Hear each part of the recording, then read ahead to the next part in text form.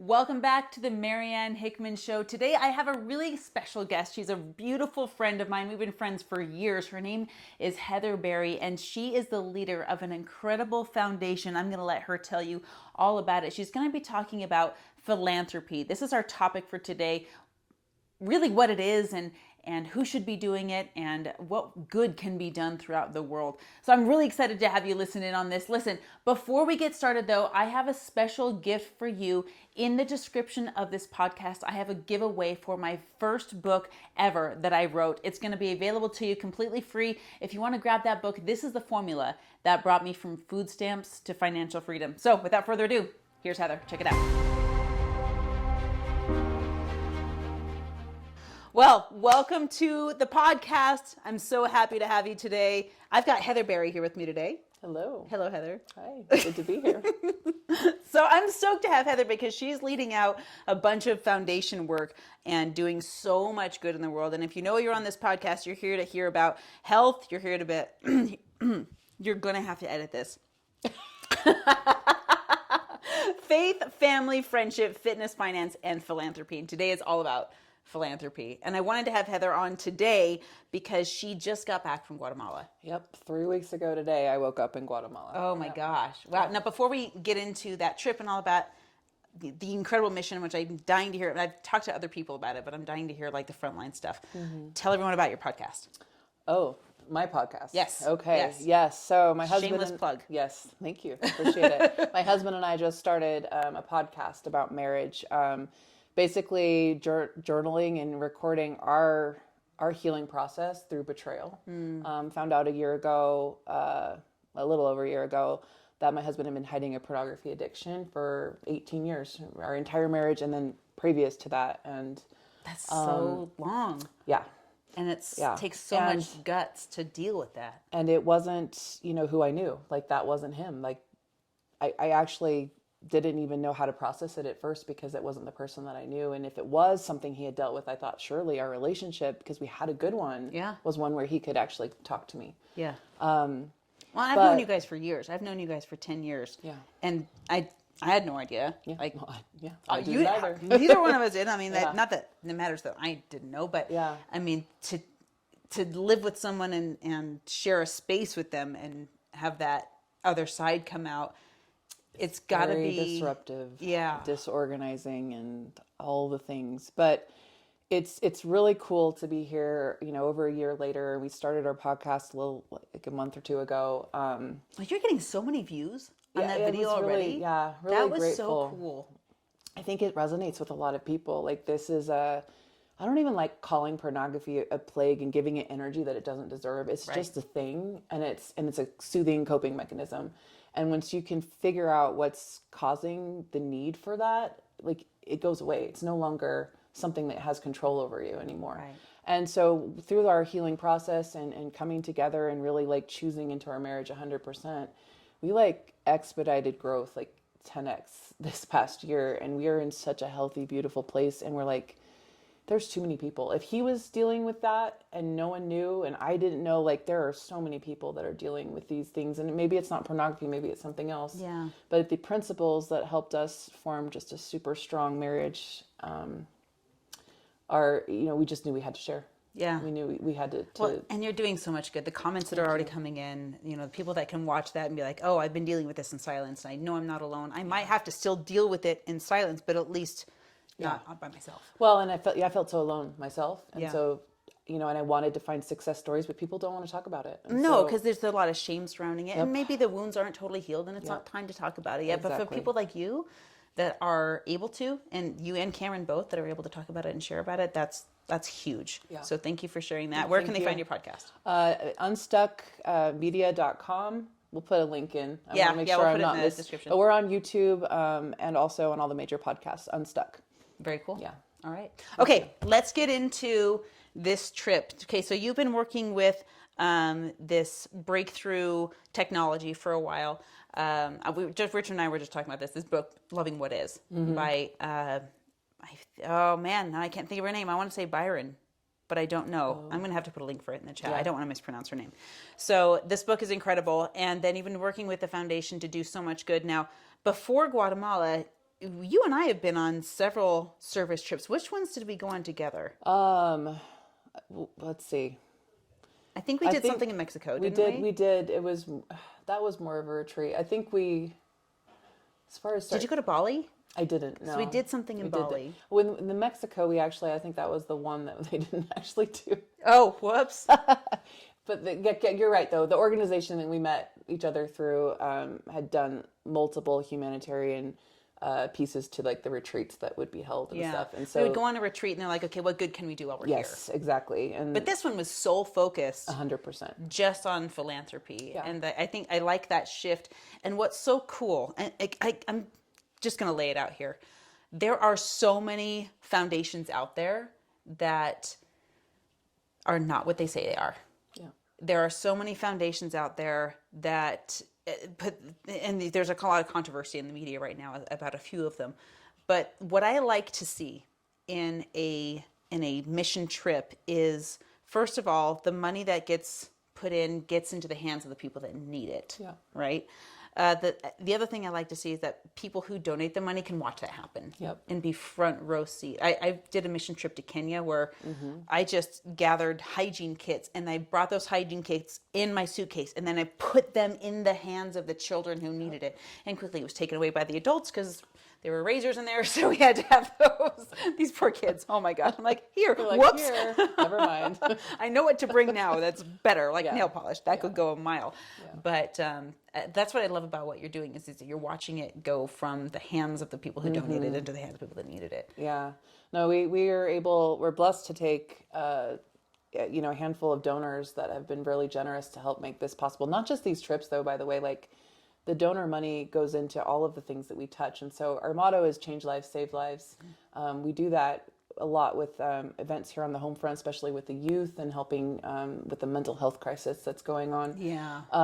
And so we're also able, though, to take them in our humanitarian arm and see where those dollars are also serving. So it's like changing and saving lives, and then they get to be a part of it. So this organization in Guatemala has 70 kids now. It was 61 when we were there. They've added 9 kids just in the past that's 3 weeks. Yeah, well, it was just the past week or so. Really? Now, what's this? Tell me about how the kids get there. What qualifies them to be a part of this? So they're placed there. They're not state funded. In fact, in Guatemala, there's probably not. There's much a of lot state of corruption inside of the government, and the government facilities often become trafficking places for the government officials to actually traffic the kids. No. Yeah, there's actually they showed us the people that run the orphanage there. They drove us past this. It's an awful story. Do you want?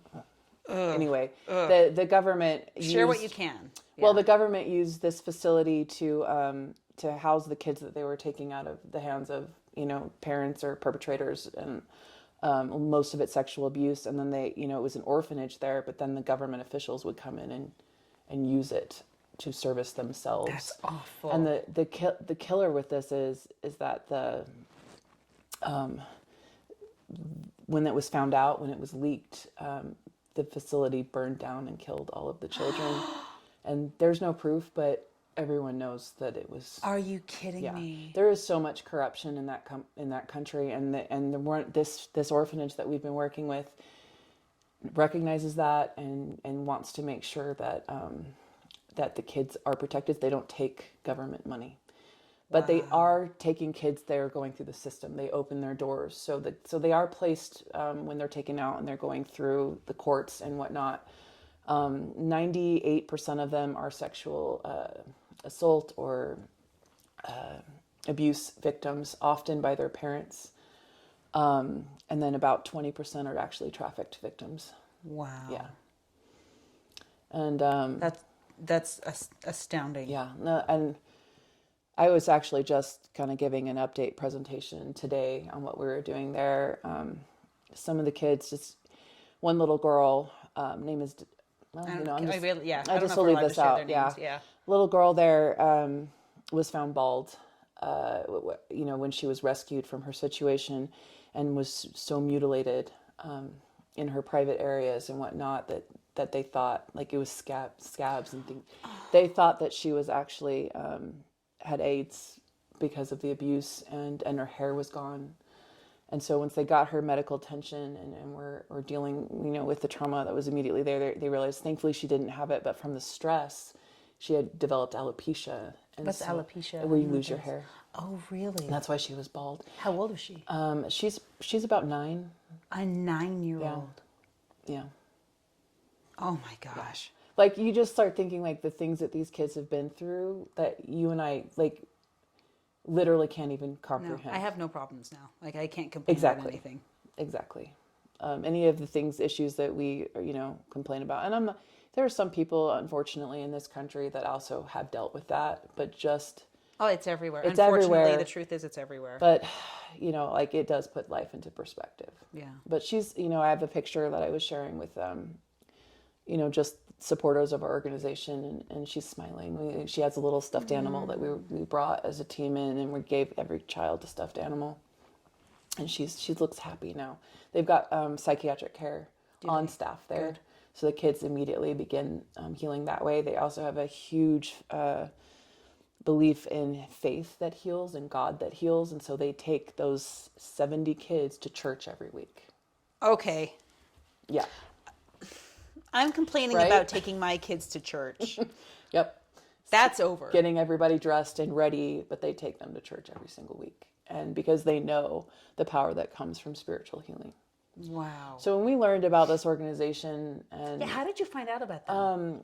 Somebody that was on our staff a while back as a child went there. It's been around for about 30 years. Wait, so they recovered there as a No, child? I should know. She went as a mission trip with her high school. So she was a teen, went there to visit the orphanage, and just fell in love with it. And so it's under new leadership right now, but it was almost like this new leadership actually saved it. It was about like over $100,000 in debt, and in Guatemala, that's almost like that's not recoverable. Yeah. But this man he's like, no, give me a chance to fix this and save this, because he believed in what was going on. And he did. But right now, it's functioning. They're able to accept more kids, but there's just so much disrepair. Yeah. Like the roofs are 30 years old. Wow. So there's leaking. And we're talking tropical climate, harsh harsh conditions, wear and tear. They don't have hot water right now. And actually they do, because we supplied them with hot water heaters. They have some solar that helps, but it was like when we were there, it was cold showers. Wow. There just wasn't hot water. So these kids aren't having We think we're all cool with our ice baths. Yeah. Right. No, that's just their everyday. Wow. Their bathrooms are in such disrepair that, like, there's no toilet seats. They have to use buckets to flush the toilets. There's black mold growing. They're doing amazing things, and they deserve to live in the type of environment that will be conducive to their healing and growth. Like, the black mold just alone is a health hazard. Yeah, it is. So we are going to go back in August for another mission. Yeah. And we're going to be there a little bit longer this time to do a little bit more. Yeah, you did 3-4 days this Yeah, last time? it was about 4 days, more like 2.5 full when you consider like the travel that needs to happen. But yeah. So when the kids go, they get rescued, they get brought to this facility, what's their plan from there? Is their plan to house them forever? I mean, or do they foster them? Is there adoption options? How do they keep them safe from going back into the old environment? Well, they do have a court system that is in place to protect the kids. So this is a facility, though, that will sometimes keep them while they're in that system. There's a couple kids that we know of that are there currently. Some of the kids we missed on the last day because they were in the court that day. Okay. But for those that end up, they're placed there, it's their home for life. Got to meet, I got to meet this sweet girl who's 19. They have apartments for the older kids, so they get a little bit of more adult living to be on their own. They're not micromanaged with the staff there. And it's the cutest thing. I went through, toured the girls, and you could tell, like, the boys and girls was just so different. The girls, like, they had the little art on the wall and they decorated, but and I'm just floored by how neat and clean and tidy they are. It's like just the discipline of these kids is amazing. And And so they get to be there. It's their family for forever. They are welcome to come back, but they assist them not only with schooling, and we've got to talk about the school, because it's incredible what's happening there. But not only with their schooling, getting jobs, helping them get their first apartment, helping them feel ready. There's sustainability. Yeah, it's designed to get them back on their feet. Yeah, and with education in that country, it's not free. There's a reason why there's a high poverty level. It costs $400 a month to send your child to school, and when your income is about $3,000 a year or less,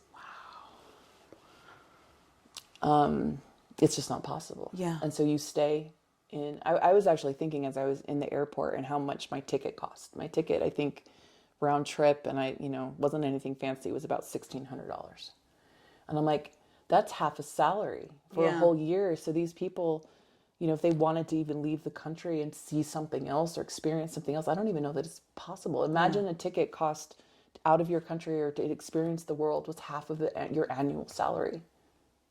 And you're living on your annual salary. You're eating. You're paying for your. You would be stuck. Where would you go? And so that's what's happening for these people. And so they have a school on site. We were actually able, while there, to supply an entire computer lab for the school. When you say computer lab, what does that mean? It means internet, laptop. What does that mean? It's desktop computers, so that they can actually, because they just didn't really have that at all, and so it's helping expand their ability to teach these kids.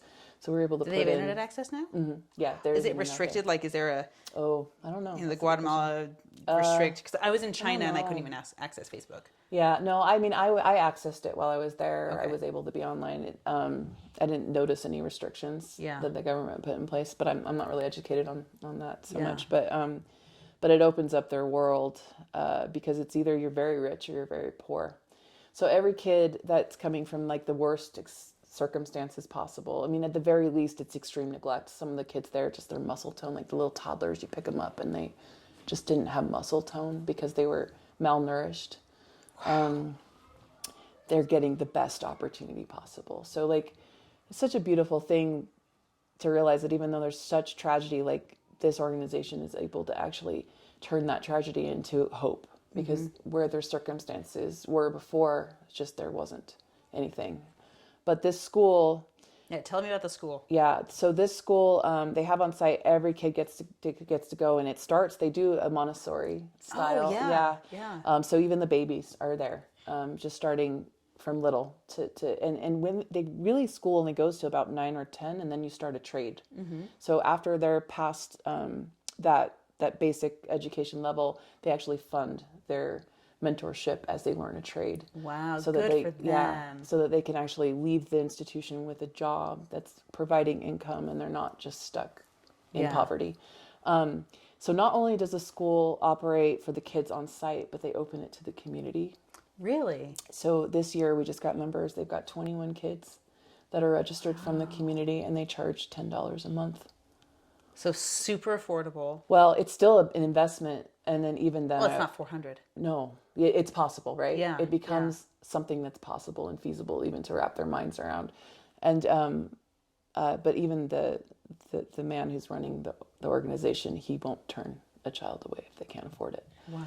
So it's actually this is not just providing hope for these kids that have gone through the unthinkable. It's providing hope for the community that it serves, and changing. It's literally changing lives. Yeah, and saving lives. Yeah. That's so incredible. Yeah. So if anyone listening wanted to even go in August, or if they wanted to go, if they can't go in August, if they wanted to, organize something or donate, I mean, how do they, if you feel called to this particular project, is there a way for people to donate to this specific thing, or how do they do that? Absolutely, and we can put like the link in information here. Chrome Breakthrough Foundation is the name of our organization. We have a donate, a landing page where you can donate, and the funds will go to help these kids. And then, or you can schedule a phone call with someone on my team, and we can tell you more, answer questions, learn how you can actually, not just donate, but qualify to come as a volunteer. Because when we brought our donors there, it wasn't just to like look at the kids Yeah. and view. Yeah, you're doing things. Like we were digging ditches to bury pipes. We were chipping away at moldy walls that needed to be retiled, painting fences, working in the field. So we actually got to do a couple sustainable projects there.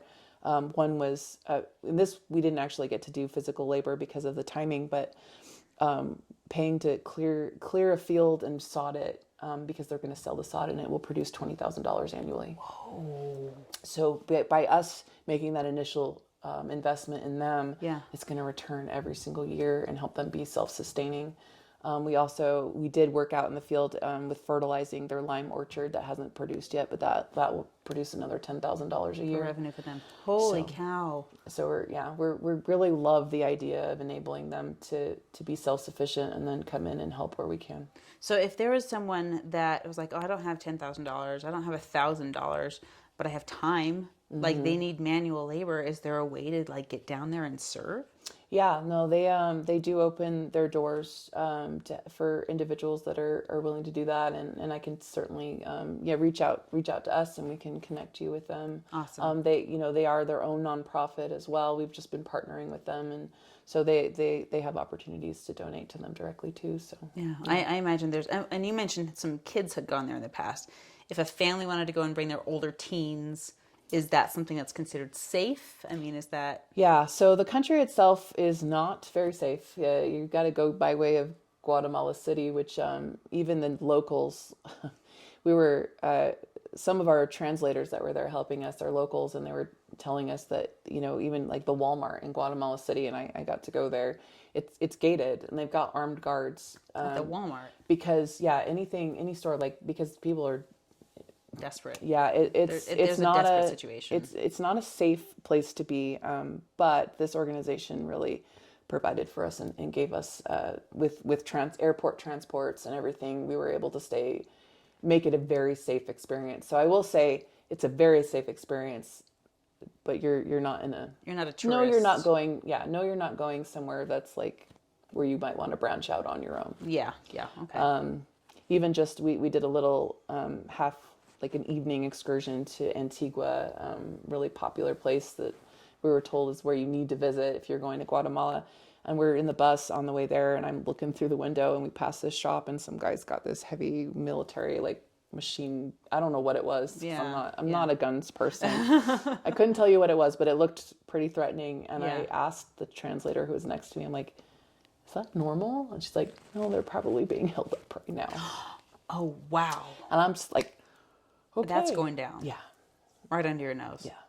So I would say, know that, if you're go with the taking group. kids, Be smart. Don't do it on your own. Make sure, you are finding trusted sources. But hearing that, I wouldn't even want to bring my kids on a trip like that.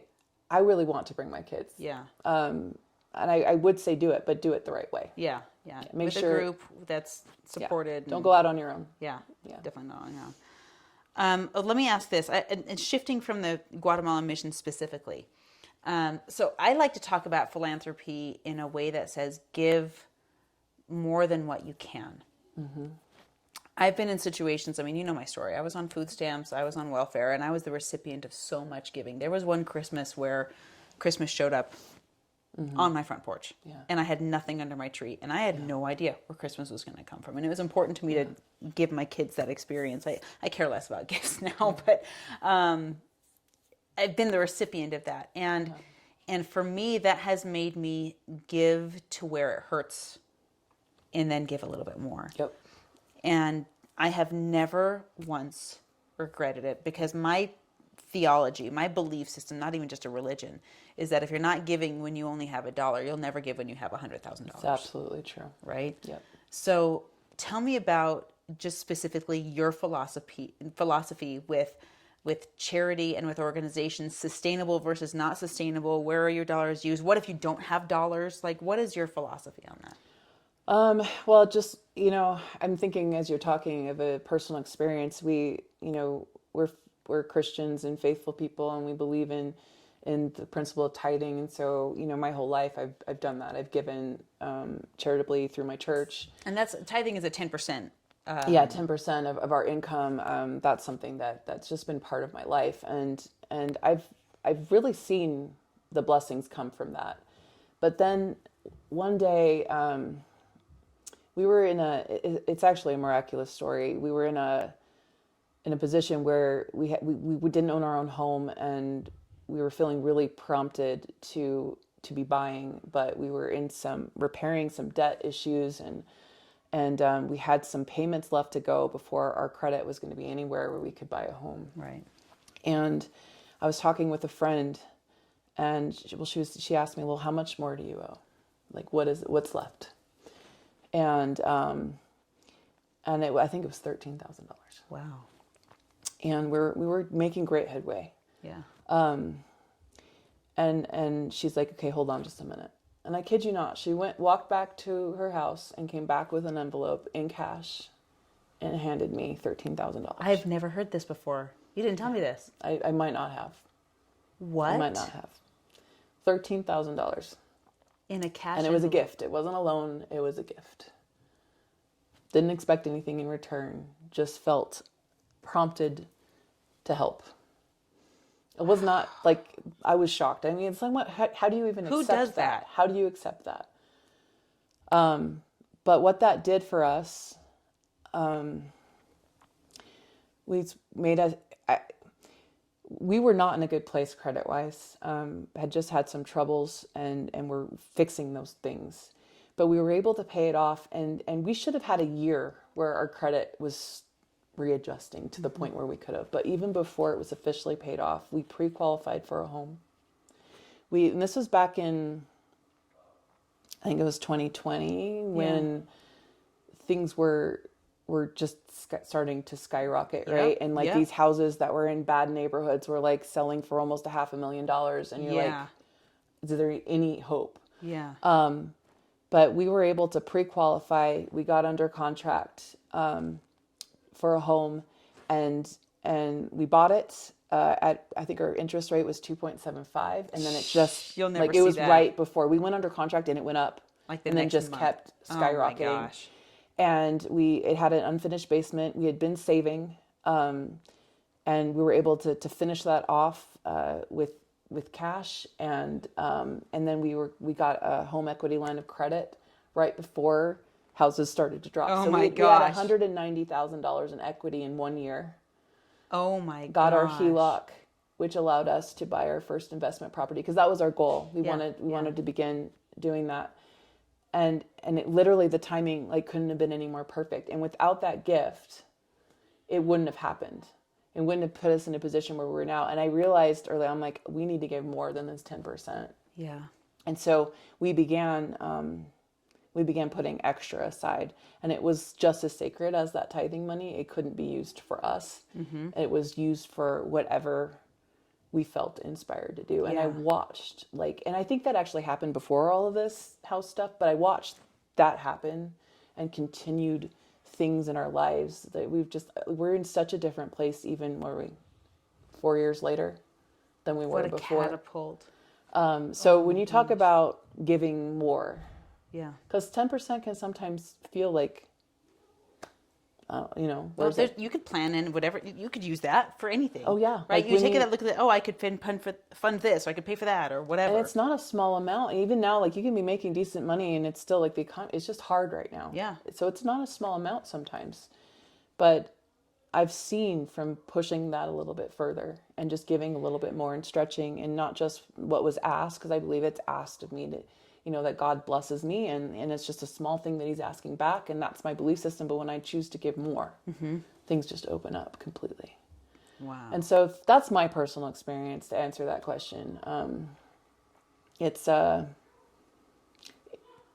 you have to be wise. I wouldn't go mortgage your home to give back in this way necessarily. Well, I mean, there's maybe more than just money to give back. right. Yeah. Your time. Yeah. You've got resources. In fact, time actually is even more valuable than money, I think. I feel it to be a more generous gift. You have 24 hours. That's it. And so does everybody else. Yeah. No, you That's can't. a You great can't increase equalizer. it. You can maximize it. Yeah. You can do hacks and tricks to like stack your time and get more done, but you still only have 24 hours, and you'll never get more, and you'll never get less. It's stagnant. Yeah. Yeah. Money comes and goes, but Yeah. yeah. Well, if there's a way for people to give back through the channels that you've shared, either through time or through money or through talent or through any kind of generosity, I encourage you to do so if you feel called. Also, giving back. I mean, I got to share this before we wrap up, because there's a selfish part of it for me. I'm not going to lie. I like to give anonymously, don't get me wrong. But just recently, I was at a food truck.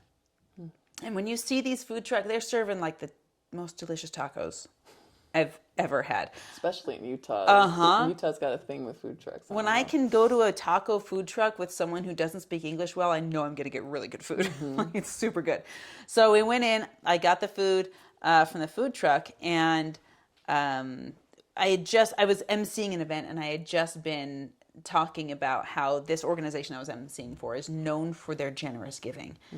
And immediately I'm like, I can't say that and not participate, right? So I get up there, I take the order, and the food is paid for. I don't have to pay for the food because they were being hosted by the event, right?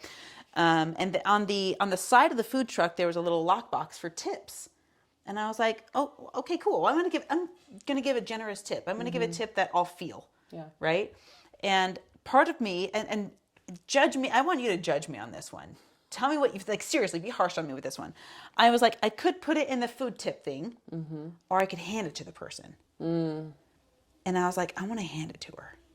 I want to see her face. So she handed me my food, and I gave her the tip, and she's got gloves on her hand because she's serving everybody. And she took it, and then she looked at it with her palms. I'll never forget this little hand motion. And she looks at it, and her eyes go wide, and she looks at me, and in very broken, heavy English, she's like, "This is a lot. This is too much." And I said, No, I want you to have it. And so my husband got his food, and we left. And just as we're walking around the side of the food truck, she, again, very broken English, ma'am. And she said something about a doctor or a medical procedure, and that it was very meaningful for her. And for me, I would much rather have had that experience than just putting it in the tip jar. Yeah. And not having that reciprocation, because for me, that makes me want to call everybody else and say, give this woman more. Please give generously, because I just got the biggest gift in return. Yeah. I mean, is that selfish? Is that... No, you know why? Like, the thing that I'm thinking about as you're sharing that story is you could have put the money, and I don't know, maybe it was several bills, maybe it was one, but would it have been obvious of your giving? Because I think when somebody gives that, like, it touches them, like, and to know that came from one person and not like a collective amount, right? That you're able to share, it grows, like it helps them give back too. Like my friend who just handed me cash. Caused me to start giving back. And so, I mean, it's always rewarding to know how our acts of service, to know that it meant something. You know, if that's the only reason you're doing it, maybe. And I don't need credit. No. I don't need credit, but to see the impact was a reward. You can only do more. You can, like you said, you can share, hey, this woman's going through a hard time, and this was so meaningful. Like, you're just going to inspire more good. Yeah. All about your intentions. Yeah. And I have seen people online give for credit and say, look how great I am, look how much good I'm able to do. And it's really exploiting the recipients. And that's never my goal. But there's got to be a way to give publicly that inspires more public giving. Or private giving, for that matter. But there's got to be a way to give publicly and to set an example and say, yes. I love how Jimmy Rex does it. The $100 dinners, the $100 tip dinners, where everyone that goes together and they all tip $100 to someone that does. Have you heard about these? Yeah, I've heard. I've seen on social media, and Well, I'm copying it. I love you, Jimmy, and I'm going to copy it because that inspired me. Yeah. And for him, it's not self-serving. You can feel the energy of it. And I'm like, what? We were sitting down with our goals this year, and Richard and I are like, okay, we're going to do our own tip dinner this year. Every single month, once a month, we want to find whoever's perfect, and people can nominate, or we'll just go wherever we feel inspired. But everyone that's going with us is going to give. They're going to come because they plan on tipping $100. That's awesome. To the wait staff. Well, you know what really helped me was, and like, I know a lot of people don't budget. We budget. It actually is a huge source of comfort. Oh, watch our financial segments. We're going to talk about budgeting. But I set it aside. Like, we use a really cool system called YNAB. Just, I don't know, shameless plug. I don't get anything for it. But it's like the envelope system, but digital. So you can take all the, benefits of using digital, and you don't have to carry cash everywhere. We use Gravy Stack. Oh, okay. It's good because it's got kids. Again, we're not affiliate or anything. We just love them. Yeah. So it's got a kids app version of it. I've heard really good things about Gravy Stack. Yeah. But it's just put aside. So anytime, like, it would be like, I wouldn't have to sit there and think, like, if we came with you to do that, I'd be like, oh, it's already here. I don't have to think about it. It's just where I'm directing this money. Yeah. And so I think I would highly recommend everybody just have a budget item where they are giving back above and beyond. Maybe you don't have the whole tithing thing, but above and beyond what you normally feel like called to do, just as a decent human being. Something just outside your right, comfort like level. in your charitable, just above, go a little bit of more, Yeah. and then have it be, just whatever you feel like you should do. I love that. I got this rule from someone we both know. And this rule is, it started when I was growing financially for the first time, and I was just starting to get comfortable with money. I feel like I've always had a giving bone in my body, right? But I wanted to do more, and I didn't have the financial means to do everything I want to do. So I donated a lot of time. But when I first started to get comfortable with money, I would carry a single representation of every denomination of bill in my wallet. So I had a 1, a 2, a 5, and a 10, and a 20, and a 50, and a 100. And I kept every single one of those in my wallet. And first it was just for me, because I always wanted to feel like I had all of the money. Yeah. And that was a thought. If I have one of every bill, I literally have a representation of all of the money. Yeah. And now I still carry all of that, but it's not for me anymore. This is my money for somebody else. And whenever I feel, this is what happened with the taco truck. Whenever I feel like, oh, God's telling me that I'm carrying their $100 bill or their $50 bill or whatever, I'm like, oh, this is in my pocket to get where it's supposed to go. And that's my mission, is to find as many good people as possible, make them super wealthy, because that's the people that money needs in order to get where it's supposed to go. And when you can give charitably out of the goodness of your heart, like, the ripple effects, you don't even know. Like, directly how that affected that woman that day, because she's that much closer to whatever her medical procedure is. How is that going to change her life? How is it just, you don't know. She's going to smile that day. Yeah. And maybe she'll smile to someone who needed it. And maybe that person's life will be saved because someone was kind to them that day. Or down the road, you're that one person that sticks out in her mind that says, I can give back now. I have the means to give back. I'm going to. And like, who did you, like, without that, that would have never happened. Yeah. It's just all the good juju that comes when we're being good human beings and caring for each other and loving one another. Yeah. That's what it all boils down to, is, we are our brother's keeper. We don't have responsibility or accountability for their choices, but we can love them. Mm-hmm. We can help them. I think sometimes we're the answer to prayer. Yeah. I know it. Oh, That's yeah. not an I think. I know that. We have to be instruments for God's hands. Yeah. Well, I hope you enjoyed this episode. I'm very excited to hear your commentary on this. I'm very excited to get the links, so those will be posted along with this video down below in the description, wherever you're watching this or listening to it. We will be talking more about philanthropy. And you know what? If you have a cause that you believe in, that you know and love, and you want to share that with us, share it with us in the comments, share it with us on social, and maybe we'll do some due diligence and, find more ways to give. That's what this is all about. So thanks for being with us, Heather. No, thank you, Marianne. I appreciate it. Yeah. Bye.